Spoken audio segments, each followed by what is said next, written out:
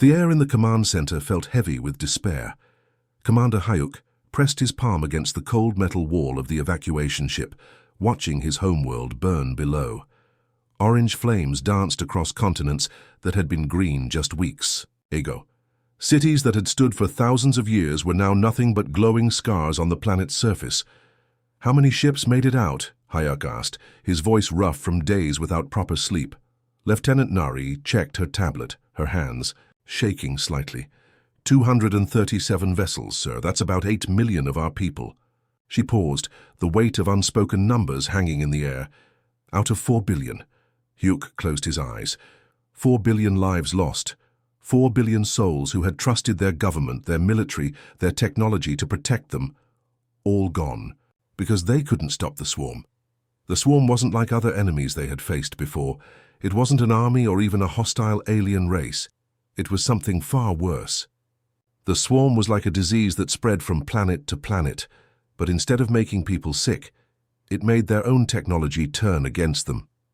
Their defense satellites became weapons pointed at their cities. Their ships became prisons. Their computers became spies. Hyuk remembered the first reports from the outer colonies. Scientists had been excited at first, thinking they had discovered some new form of space life. But excitement quickly turned to horror when they realized what the swarm could do. It would land on a planet, and within days, everything electronic would belong to it. Cars would drive themselves into buildings, medical equipment would harm, instead of heal. Communication systems would spread panic and lies. The worst part was how smart it was. Every time the Rilani military tried a new strategy, the swarm learned and adapted. They tried different weapons, different ships, different battle plans. Nothing worked. The swarm just got stronger with each victory, adding captured Rilani technology to its collection. "Sir, Elder Tamin is asking to speak with you," Nari said, quietly. Hyuk nodded and walked to the communication room. Elder Tamin looked older than his 800 years. His blue skin had turned pale, and his usually bright eyes were dim with exhaustion. As the oldest member of their species still alive, he had seen the rise and fall of many Rilani colonies. But he had never seen anything like this. "Commander," Tamin said, his voice barely above a whisper, "I have lived through wars, plagues, natural disasters. But this is different. We are not just losing a battle. We are watching our entire way of life disappear." Hyuk sat down across from the elder. "Our ancestors survived worse things. They built our civilization from nothing. Maybe we can do it again somewhere else." Tamin shook his head slowly. "No, young commander. Our ancestors fought enemies they could understand. Armies with soldiers, diseases with cures, natural disasters with patterns. But the swarm is something else entirely. It doesn't want to conquer us or rule us. It just wants to consume everything we are and everything we have built." Through the window they could see more swarm ships arriving. These weren't built ships like theirs. They looked alive, with surfaces that moved and pulsed, like skin. Some were huge, bigger than cities. Others were small and fast, darting between the larger vessels like insects. "How many systems have we lost now?" Hyuk asked, though he already knew the answer. 11, Tamin replied. 11 star systems, hundreds of worlds, billions of lives. And now our homeworld is gone too." The old Rilani stood up slowly and walked to the communication console. His fingers moved across the controls with practiced ease, setting up a broad-spectrum transmission that would reach across half the galaxy. "What are you doing?" Hyuk asked. "Sending a warning," Tamin said. "Other species need to know what's coming." He activated the transmitter and began to speak. "This is Elder Tamin of the Rilani people. If anyone receives this message, listen carefully. We are dying. Our civilization is ending. An enemy unlike anything we have ever faced is spreading across our space. We call it the swarm. It takes your own technology and uses it to destroy you. We tried everything we could think of, our weapons, our shields, our strategies. Nothing worked. The swarm learns faster than we can adapt. It grows stronger with every victory. We are sending this message as our final act. Learn from our failure. Find a way to stop what we could not. Remember us. Remember that we tried." Suddenly, alarms began blaring throughout the ship. Nari's voice came over the intercom, filled with panic. "Commander, Swarm ships are coming out of hyperspace, dozens of them. They're surrounding us. Hyuk looked at the tactical display and felt his heart sink. The swarm had found them.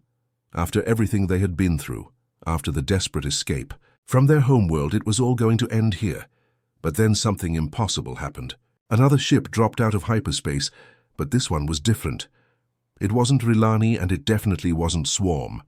It was smaller than most of their warships, with a design unlike anything in their databases, and it was heading straight toward the massive Swarm fleet alone.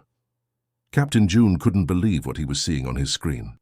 300 enemy ships had surrounded a bunch of refugee vessels, and from the looks of it, those poor souls didn't stand a chance. The transmission they had picked up just minutes ago was still echoing in his mind. Some species called the Rilani were being wiped out by something called the Swarm.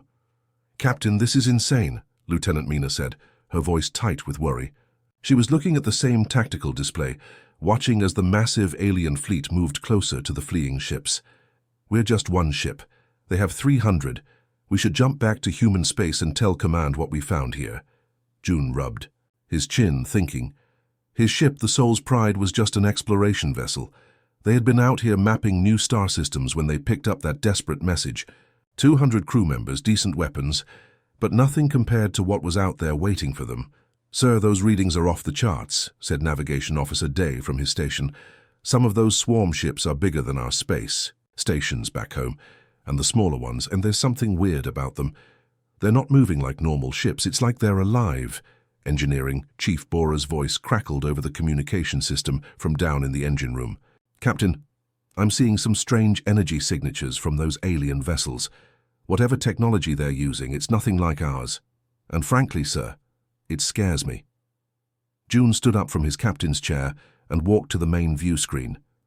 He could see the Rilani ships in the distance, damaged and struggling to escape. Some were barely holding together, their hulls cracked and leaking atmosphere. Behind them, the swarm fleet was closing in like a pack of wolves. "How long until they catch up to those refugee ships?" June asked. "At current speeds, maybe 20 minutes, Day replied, his fingers dancing across his controls. "The Rilani ships are too damaged to go any faster." Mina stepped closer to the captain. "Sir, I know what you're thinking, but please consider the odds. We don't know anything about these swarm creatures. We don't know their weapons, their defenses, their tactics. This could be a trap." "Look at those ships, Mina," June said, pointing at the screen. "Look at them, really look. Those aren't military vessels trying to escape. Those are families, children, people who just lost everything they ever had. Their entire world is probably gone." Down in engineering, Chief Bora was monitoring the situation through her own displays. "Captain, even if we wanted to help, what could we do? Our weapons are designed for exploration missions, not major space battles. We have some defensive systems, sure, but nothing that could take on a fleet that size." June walked back to his chair, but he didn't sit down. Instead, he placed his hands on the armrests and leaned forward, studying the tactical situation. The swarm ships were moving in perfect formation, like they were all controlled by the same mind. It was beautiful in a terrifying way, but it also gave him an idea. "You know what I think?" June said slowly. "I think these swarm things are used to fighting enemies who think like them, organized, predictable, logical." "What do you mean, sir?" asked Lieutenant Mina. "I mean, when was the last time humans did anything logical in a fight?" June smiled, but it wasn't a happy smile. It was the kind of smile that meant someone was about to do something incredibly dangerous and probably stupid. "Officer." Day turned around in his chair. "Captain, you're not seriously thinking about attacking them, are you?" "Not attacking," June corrected. "Annoying them, confusing them, making them so frustrated that they forget about those refugee ships long enough for them to get away." "Chief." Bora's voice came through the comm again, louder this time. "Sir, with all due respect, that's completely insane. We'd be lucky to take out 1 or 2 of their ships before they blast us into space dust." June sat down and started pressing buttons on his command console. "Maybe. But here's the thing about humans, Chief. We don't always win our fights by being stronger or smarter. Sometimes we win by being crazier than the other guy expects." He opened a channel to the entire ship. "Attention all crew, this is your captain speaking. We just discovered that an entire alien civilization is being destroyed by something called the Swarm. Right now, millions of refugees are trying to escape, but they're not going to make it. We're the only ship in range that can help them." There was silence for a moment, then voices started coming through from different parts of the ship. The weapons officer wanted to know what the plan was. The medical team was asking how many wounded they should prepare for. The security chief was volunteering his team for boarding actions if needed. "Here's what we're going to do," June announced. "We're going to hit that swarm fleet hard and fast. We're going to make them think we're the advance guard of a much larger human fleet. We are going to be so unpredictable and so annoying that they'll have to focus on us instead of those refugee ships." Lieutenant Mina shook her head. "Captain, they'll destroy us." "Probably," June agreed. "But they'll remember us, and maybe, just maybe that'll be enough to save those people." The Soul's Pride turned toward the swarm fleet and began accelerating. As they got closer, June could see that the alien ships really did look alive. Their hulls pulsed and shifted like breathing skin. Some had what looked like eyes or tentacles.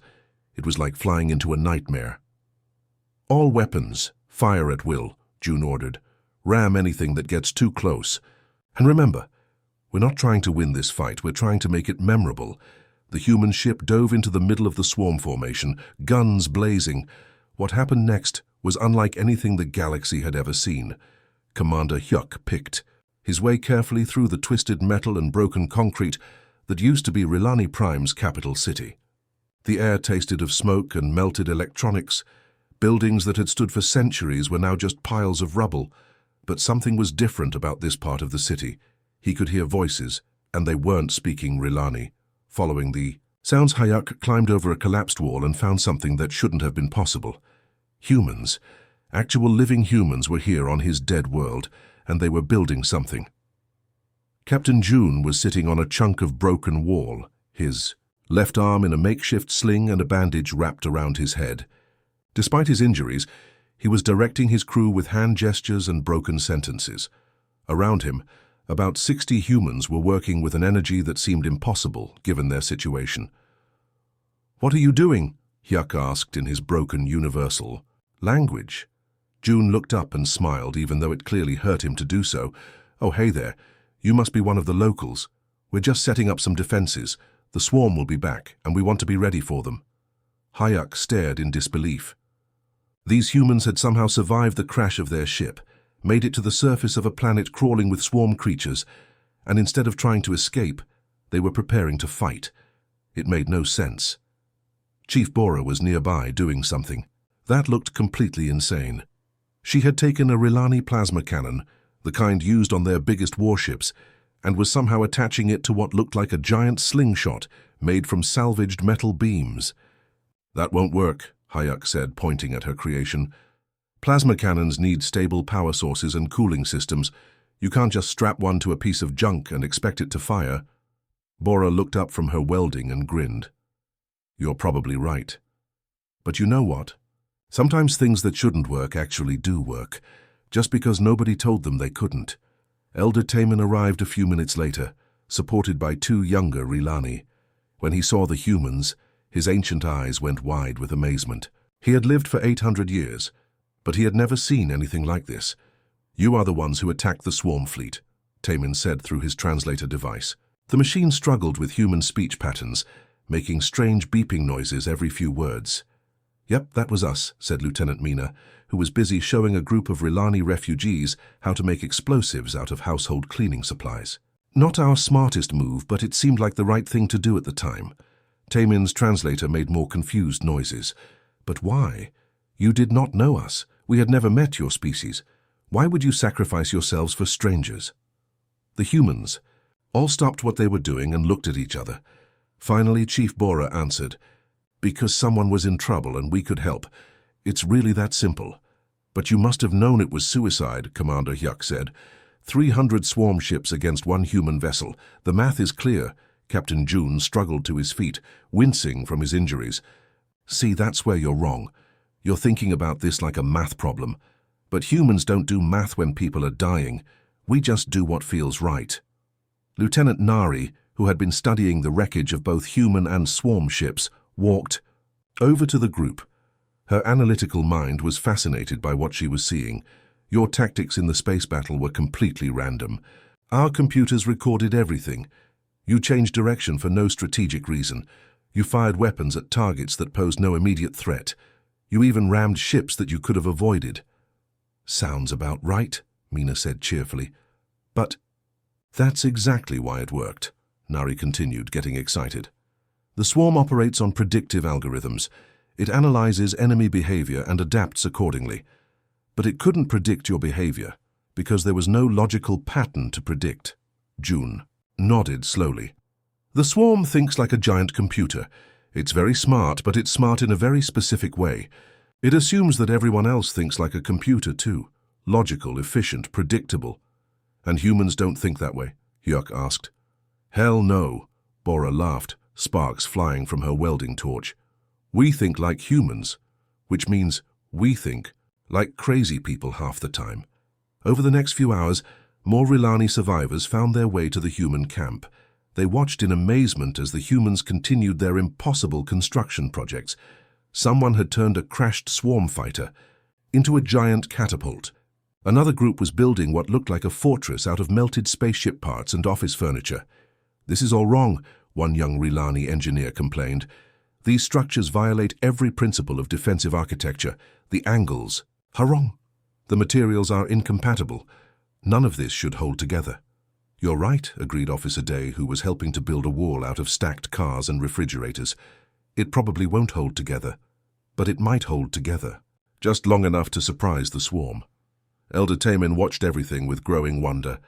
His people had spent thousands of years perfecting their technology, making everything as efficient and logical as possible. Their cities were marvels of planning and engineering. Their weapons were precisely calculated instruments of war.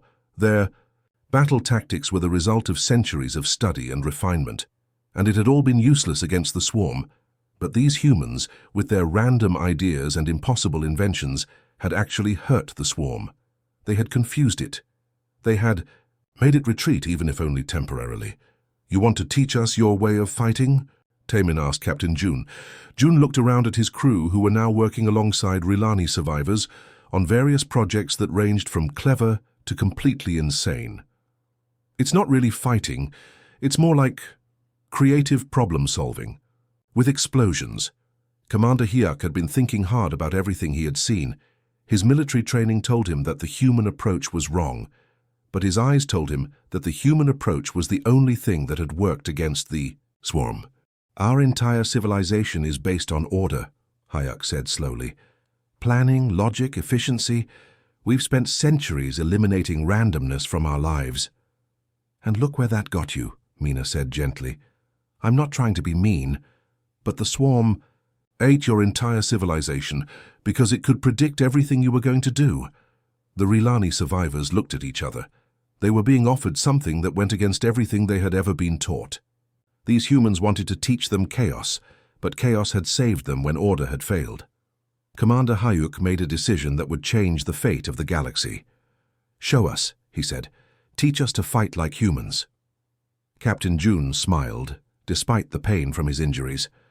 Welcome to the wonderful world of not making sense. Class starts now. 3 days of training had turned the Rilani survivors into something the galaxy had never seen before. They still looked like the same blue-skinned, logical people they had always been, but now they moved with a chaotic energy that would have horrified their ancestors. Sergeant Kang was particularly proud of his latest creation. He had taken the Rilani energy shield generators, which were supposed to create perfect protective barriers, and programmed them to flicker on and off in completely random patterns. But these weren't just random flashes. If you knew what to look for, the flickering spelled out curse words and insults in 17 different languages. Why would we want to insult the swarm? Asked a young Rilani soldier named Thek. They probably can't even understand what we're saying. Kang grinned as he made final adjustments to the shield generator. That's exactly the point. The swarm will waste time and energy trying to figure out what the pattern means. Meanwhile, we'll be shooting at them while they're distracted. Nearby, Officer Su was working with a group of Rilani engineers who looked like they were having nervous breakdowns. For their entire lives, these engineers had built things that made sense. Every bolt, every wire, every component had a logical purpose. But now Sue was teaching them to build weapons that were completely pointless. "This missile doesn't carry any explosives," complained Engineer Vex, holding up a sleek projectile that looked identical to a standard Rilani torpedo. "Instead, it just plays music when it hits the target. What's the point?" "The point is that—" "There is no point," Sue explained patiently. "When the swarm sees a missile coming, it calculates the threat level and plans a defense. But when the missile hits and just starts playing a love song instead of exploding, the swarm's entire threat assessment system gets confused." Another engineer, Locke, was staring at blueprints for something that looked like a weapon but made no engineering sense. "This gravity bomb is supposed to create a localized gravitational field that makes everyone in the area feel like they're at a dance party. They'll start moving to an imaginary beat. How is that supposed to help us win?"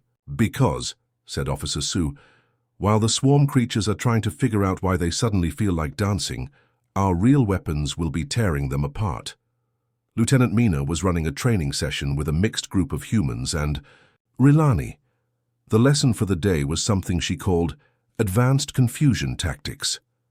"The most important thing to remember," Mina told her students, "is that you should be just as surprised by your own actions as the enemy is. If you can predict what you're going to do next, then so can the swarm." A Rilani commander named Zeth raised his hand. "But how can we coordinate our attacks if we don't know what we're going to do?" "Good question," Mina replied. "The answer is that we don't coordinate, not in the traditional sense. Instead, we create what humans call organized chaos. Everyone knows the general goal, but nobody knows the specific plan." She pointed to a tactical map showing their defensive positions. "For example, we know we want to protect this area, but whether we do that by digging trenches, building walls, setting traps, or just running around screaming and throwing things will depend on how we feel in the moment." The Rilani students looked at each other with expressions of pure terror. This went against everything they had ever learned about military strategy. "But what if we accidentally help the enemy?" asked another student. "Then we'll figure something else out," Mina said cheerfully. "That's the beauty of human tactics. When one crazy idea doesn't work, you try an even crazier idea." Captain June, despite still being injured, was overseeing the preparation of their most ambitious project yet. They had taken the main communication array from a crashed Rilani ship and rigged it to broadcast random human thoughts directly into space. Not important thoughts or strategic information, just whatever happened to be going through people's minds at any given moment. "Are you sure this will work?" asked Commander Hayek, watching as Chief Bora connected the final cables. "Honestly, no," June admitted. "But the swarm operates as a hive mind. It's used to thoughts that are organized and purposeful. When it suddenly gets hit with random human brain chatter, it might not know how to process it." "What kind of thoughts are we broadcasting?" Elder Taman asked. Bora looked up from her work. "Oh, typical human stuff. Someone's grocery list. Arguments about which sports team is better, poetry about heartbreak, random song lyrics, that embarrassing thing someone did in high school that they still think about sometimes." The old Rilani elder looked confused. "And you think this will somehow help us defeat an enemy that has conquered 11 star systems?" "Elder," said Captain June, 3 days ago would you have believed that a single human ship could confuse an entire swarm fleet long enough for your people to escape?" Taman nodded slowly. "Point taken. When the swarm finally returned, they came in force. Hundreds of their bioships descended from the sky, confident that they would finish what they had started. They had analyzed the previous battle, learned from it, and adapted their tactics accordingly. They were prepared for anything logical. They were not prepared for what they found. The first swarm ships encountered Sergeant Kang's insulting shield generators and immediately began trying to decode the messages. While they were distracted, Officer Sue's musical missiles started hitting their hulls, playing everything from classical symphonies to death metal. The swarm creatures found themselves unconsciously tapping their appendages to the beat, which threw off their attack formations. Then the gravity bombs started going off, creating pockets of space where the laws of physics seemed to have been replaced by the laws of a really good dance party. Swarm creatures that had never experienced rhythm suddenly found themselves moving in ways that had nothing to do with combat tactics. But the real confusion started when the communication array began broadcasting. Suddenly, the swarm's collective consciousness was flooded with random human thoughts. I wonder if I left the stove on before I deployed to this alien planet. Why do they call it rush hour when nobody's moving? I should really call my mum when this battle is over. Does anyone else think that swarm ship looks like my old boss? The swarm had never encountered anything like this. For the first time in its existence, it couldn't predict what the enemy would do next, because the enemy didn't know what they would do next either. Human Rilani squads would charge straight at superior swarm positions, then suddenly change direction for no apparent reason. They would abandon perfectly good defensive positions to attack from locations that made no tactical sense. They would stop in the middle of firefights to argue about whether a particular explosion looked more like a flower or a mushroom, and somehow, impossibly, it was working. The swarm began to retreat not because it was being defeated, but because it simply couldn't process what it was fighting against. Elder Tamin watched in amazement as swarm ships actually fled from the battlefield. "This is impossible," he whispered. Captain June, leaning heavily on a makeshift crutch, smiled tiredly. "Welcome to being human, Elder. We specialize in impossible things." The morning sun cast long shadows across what used to be the ruins of Rilani Prime's greatest city. But now, instead of broken buildings and twisted metal, there were new structures rising from the ground. The Terran Galactic Defense Academy looked nothing like the perfectly planned Rilani architecture that had once stood here. The buildings seemed to have been designed by someone who had never heard of straight lines or matching colors. Admiral June stood on the observation deck of the main academy building, sipping his morning coffee and watching the controlled chaos below. 6 months ago, he had been Captain June of a simple exploration ship. Now he was in charge of the most unusual military academy in galactic history. "The morning report, sir," said Commander Hayuk, approaching with a tablet full of messages from across the galaxy. Hyuk looked different now, too. He still had the same blue skin and thoughtful eyes of his people, but there was something new in the way he moved, a kind of confident unpredictability that would have been impossible for a Rilani 6 months ago. "Let me guess," June said, not taking his eyes off the training grounds below. "More species want to send students, sir?" "The Zenthari Republic is requesting space for 1,000 officers," Hayuk confirmed. "They say their entire military command wants to learn human tactics after hearing about our victory against the swarm. The Voth Collective is asking for emergency consultation. Apparently they've had 3 swarm encounters in the past month, and traditional tactics aren't working." June nodded, watching a group of mixed-species cadets practice something that looked like a cross between combat training and interpretive dance. "What about the hegemony? Are they still pretending they don't need our help?" Hyuk smiled, something that Rilani rarely did before meeting humans. "Actually, they sent a very official request for human advisors yesterday. Very politely worded, but you could tell it hurt their pride to ask. Down in the training yard, Lieutenant Nari was teaching a class that would have been unthinkable just months ago. She had students from 12 different species, all trying to learn what she called productive unpredictability.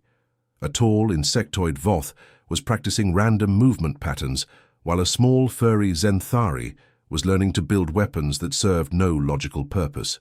"Remember," Nari called out to her students, "the goal isn't to be completely random. The goal is to be random enough that your enemy can't predict you, but organized enough that you can still accomplish your mission." One of her students, a young hegemony officer with gray skin and too many arms, raised a hand. "But how do we know if we're being random enough?" "Great question," Nari replied. "If you can explain why you made a particular decision, then you probably weren't being random enough. The best human tactical decisions are the ones that make you think, why did I do that? Even while you're doing them." In another part of the academy, Chief Bora had opened what she proudly called the Intergalactic Engineering Chaos Workshop. Her students were learning to build things that shouldn't work, but somehow did. Today's project involved creating a spacecraft engine that ran on music instead of fuel. "This is impossible," complained a Rilani engineer who was still struggling with human concepts. "Sonic vibrations cannot create sufficient thrust for space travel." "You're absolutely right," Bora agreed cheerfully. It's completely impossible. That's why it's going to work. The universe loves proving engineers wrong. She gestured to a corner of the workshop where one of her previous impossible inventions was humming quietly. It was a shield generator that ran on laughter. The more ridiculous the situation, the stronger the shields became. It had been their most successful defense against swarm attacks in the past month. But how do we calculate the engineering requirements? If the principles don't make sense, asked another student. Easy, Bora said. You don't calculate, you experiment, you try things, you see what happens. Most importantly, you don't give up just because something seems impossible. Elder Tamin had become one of the Academy's most surprising success stories. Despite being over 800 years old and having spent his entire life believing in order and logic, he had taken to human-style thinking like a natural. His tactical innovation classes were among the most popular at the Academy. Today, we're going to practice something I call strategic nonsense, Tamin told his advanced students. The idea is to create battle plans that are so ridiculous that they circle back around to being brilliant. A young Voth officer looked confused. How do we know the difference between brilliant nonsense and just regular nonsense? Excellent question, Tamin replied, his old eyes twinkling with mischief. The answer is that you don't know until you try it. But here's the secret. Even if your plan is just regular nonsense, the enemy will waste time trying to figure out what you're really planning. And while they're doing that, you hit them with something completely different. As the day wore on, Admiral June found himself walking through the Academy grounds with Elder Tamin. The old Rilani had become not just a friend, but a partner in this strange new way of thinking about warfare and life. I've been thinking about something, Tamin said, as they walked past a group of students who were practicing combat techniques that looked more like a comedy routine than military training. For thousands of years, my people tried to eliminate randomness from our lives. We planned everything. We calculated every possibility. We made our world as predictable as possible. And, June prompted, and it made us incredibly vulnerable, Tamin continued. When the swarm came, it could predict everything we would do because we had trained ourselves to be predictable. We had eliminated the very thing that could have saved us. They stopped. At the memorial that had been built to honor both the Rilani who had died and the humans who had sacrificed themselves to save strangers. It was a strange monument, with sections that seemed to have been designed by committee and other sections that looked like they had been built by someone having a fever dream. Somehow, it all worked together. Humans taught us something important, Tamin said. The universe is random, chaotic, unpredictable. For millennia, we tried to fight against that chaos. But humans learned to dance with it instead. June smiled, thinking about how different things were now. The swarm is still out there, you know. We haven't destroyed it. No, Tamin agreed. But we've done something perhaps more important. We've confused it. For the first time in its existence, the swarm has encountered something it can't understand or adapt to. It stopped expanding because it doesn't know how to deal with us. Reports had been coming in from across the galaxy for months now. Swarm. Fleets that had been steadily consuming worlds for years had suddenly stopped. Some had retreated. Others seemed to be just floating in space, as if they couldn't decide what to do next. The other species are learning fast, June observed, watching a mixed group of aliens practice what looked like organized chaos. In another year, the entire galaxy will know how to think like humans. And that, said Tamin with satisfaction, might be the greatest victory of all. We didn't just save our worlds, we saved our ability to surprise the universe. As the sun set over their rebuilt world, both beings stood in comfortable silence, watching the beautiful chaos of a galaxy. Learning to be human, the swarm was still out there, but it was no longer the unstoppable force it had once been. For the first time in galactic history, randomness had become a weapon, and the universe would never be the same. The age of predictable warfare was over. The age of human thinking had begun.